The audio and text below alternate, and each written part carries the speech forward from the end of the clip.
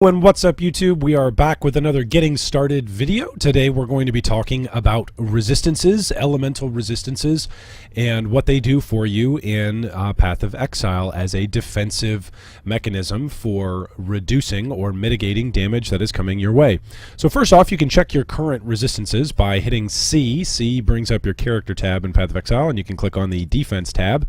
About halfway down, you're going to see that you have three different types of elemental resistances. You've got fire, cold, and lightning resistance, and then also chaos resistance, which is not technically an elemental resistance, but we'll chat about that as well in this video. So let's take a look at the different types of elemental resistances that and just resistances in general that we're going to be looking at during today's video. So let's get started.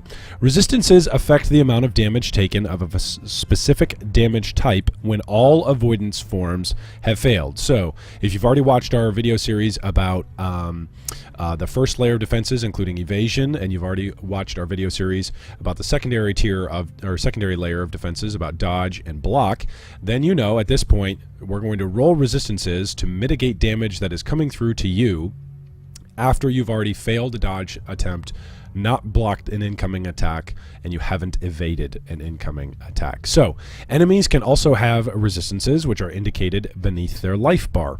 Each damage type, except physical, has its own resistance value, which is viewable on the defense tab in the character panel.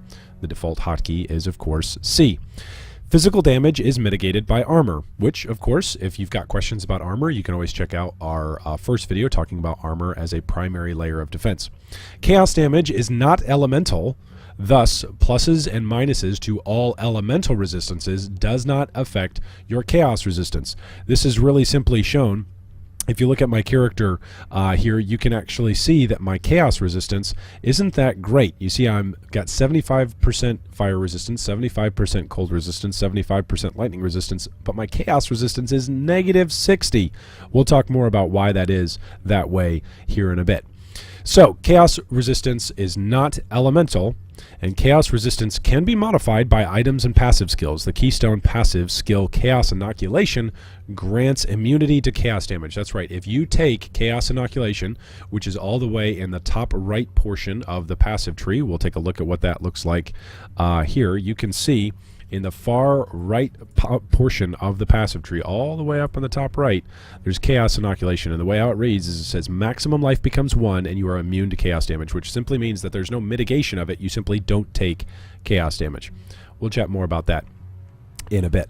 All right, so resistances. Let's talk about the mechanics of resistances. So damage mitigation. Resistances mitigates the incoming damage according to, and there's an algorithm here, there's a cheat sheet, where damage red is the damage after reduction, res is the character's resistance, and damage is the initial damage. So the damage ratio between a character with -60% resistance and a character with 75% resistance that are hit with the same amount of damage is 1 minus -0.6 over top of 1 minus 0.05 equals 6.4. So what does that mean for you? It means that you want tons of resistances. You want to cap out your resistances. You want to maximize your amount of resistances that you can have. Now, there are lots of other things that go into this. There's penetration that we can chat about. There are the ability to ignore resistances. And then there are resistance penalties that you're going to get as you progress through the story. So let's chat a little bit first about that. A penalty to all resistances is applied to player characters depending on their progression throughout the story. When you complete Part 1, which is the end of Act 5, when you complete that, you get -30% to all of your resistances. So taking a look at PoE here really quickly, when you see the end of Act 1 in the story, where it says Part 1 and Part 2, at the end of Act 5, the end of Part 1, you will have a hit after you kill Katava for the first time. It's going to happen again at the end of Act 10 when you kill Katava a second time. Permanently, your resistances are going to be impacted such that you will no longer have whatever resistances you had when you walked into the end of Part 1 or the end of Part 2. You'll have whatever you originally had minus 30%, or at the end of Part 2 minus an additional 30%. So total at the end of the game, you're walking around with a basic threshold, no longer at 0% resistances. Your character starts out at negative 60% resistance, which is why my character, my level 88 gladiator, has got negative 60% chaos resistance, because I've put no points into getting any kind of chaos resistance. So let's talk about uncapped resistances. What are the penalties for that? What are the risks? What happens? So total resistances a character has are uncapped resistances. This total is affected by difficulty penalties.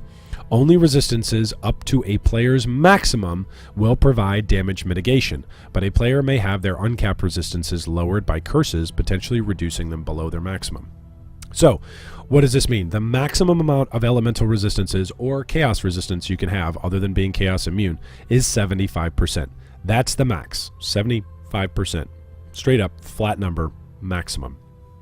However, this uncapped resistance means, let's say you have enough resistance to go up to 100% fire resistance, or 125% cold resistance, or 150% lightning resistance. Well, you're only mitigating damage with the 75% of that, with the 75 percentile. However, if these other things come into effect, if these other mechanics, such as resistance penetration or mitigating your resistances in some other way, that's going to count against your uncapped resistance. So if you have 100% fire resistance and someone is penetrating or lowering your resistances by 10%, then that means that you still have 90% in your uncapped resistance, which means you're still going to be blocking or mitigating damage up to the maximum amount of 75%. Hopefully that's not too confusing. The goal is always to be at 75%, and then if you can go above 75%, it basically means that you have to worry less about being affected by curses and by penetration. Okay, so each resistance has the following cap: 75% across the board: chaos, cold, fire, lightning. There are various ways to alter your maximum resistances. Lots of different ways to do this. For instance, there's auras like Purity of Fire, Purity of Ice, and Purity of Lightning, all of which add to your maximum resistance of that particular elemental type. There's also flasks, the Ruby Flask, the Sapphire Flask, the Topaz Flask, which also, during their effect, increase your maximum resistance. So in other words, your maximum resistance is 75, but using these mechanisms, you could go up to 76%, 77%, 78%, etc. For those of you that are interested in Righteous Fire builds, there are tons of them out there. Maybe you've seen them from a streamer. Zizaran runs them quite often in hardcore, especially hardcore characters run Righteous Fire builds. Oftentimes Righteous Fire builds will pump the heck out of their fire resistance, because Righteous Fire burns themselves, so they want to make sure that they can mitigate as much of that damage as they can. All right, also the passive skills Barbarism, Chaos Inoculation, Survivalist, Unnatural Calm also affect your maximum resistance. The of exposure effects on maps can impact your maximum resistances. A lot of the times when you're mapping, there will be a role on a map that maybe you don't want to run, because maybe you're running a map that gives you minus 6% to your maximum resistances, and now you're not mitigating 75% of elemental damage. Now maybe you're only mitigating 69% of it. Corrupted armor and amulets with the mod +1 to maximum all resistances. It is another way to impact that. And then there's a bunch of uniques throughout the game that can also impact your maximum resistances.